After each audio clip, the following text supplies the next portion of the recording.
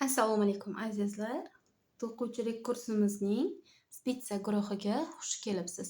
Bugun sizlar bilan birinchi tushuntiradigan ishim bu spitsalar haqida ozgina ma'lumot berish. Spitsa o'zi ikkita temirda to'qish, ya'ni ikkitagina temirdan foydalanib to'qiladi. Kurchuk esa bittagina kurchukdan to'qiladi, to'g'rimi? Ana endi bu spitsamiz. Spitsamizni ham o'ziga yarasha har xil turlari bor. Masalan, bu ikkitalik spitsamiz kiyimlar uchun. Agar mana bu uzunligi 30 santimetrlik spitsamiz bu. Xohlagan kiyimingizni to'qish uchun razmeri 3lik. Buni ham o'ziga yarasha har xil razmerlari bo'ladi. Har bitta narsani o'ziga yarasha razmeri bor. Ipimizni qalinligi, yuqaligiga qarab spitsalardan ham foydalanamiz.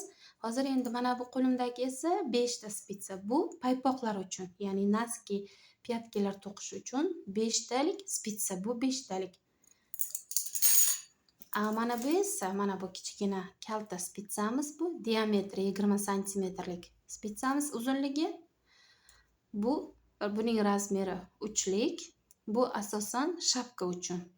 Ya'ni nima qilmasdan, yoniga choq tushirmasdan aylantirib to'qish uchun mo'ljallangan. Buni ham o'ziga yarasha razmerlari bor. Masalan, bu 3lik bo'lsa, bu mana 2lik. Razmerlar har xil.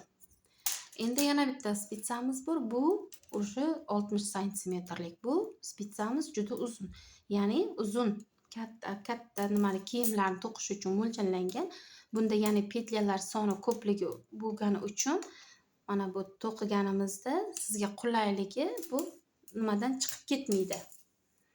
Orqa tomonidan chiqib ketib, sizni nima qilmaydi.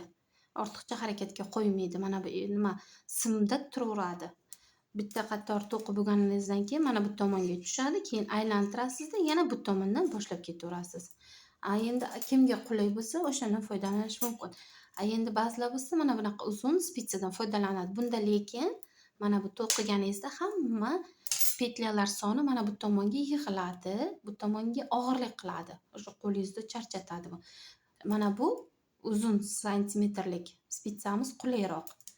Buni esa mana bu orqa tomonda probkasi bor, ya'ni nima qopqoqchasi bor. Чтобы nima to'qigan ishimiz chiqib ketmasligi uchun. Bular spitsalarimiz hammasi. Ana endi men sizlarga hozir spitsada petla olishni ko'rsataman. Bular hammasi spitsalarimiz, har xil turlari bor. Mana bu boya aytganimdek shapka uchun, bu mana bu 4 talik. Qolgan bittasini yo'qotib qo'yganmiz buni. Bu 4 talik ham paypoq uchun. Buni diametri 2 santimetrlik, 2 millimetrlik, uzr. Bu esa 3 millimetrlik, ya'ni qalinroq iplar uchun, bu ingichkaroq iplar uchun. Mana sizlarga boshlang'ich spitsa haqida ma'lumot.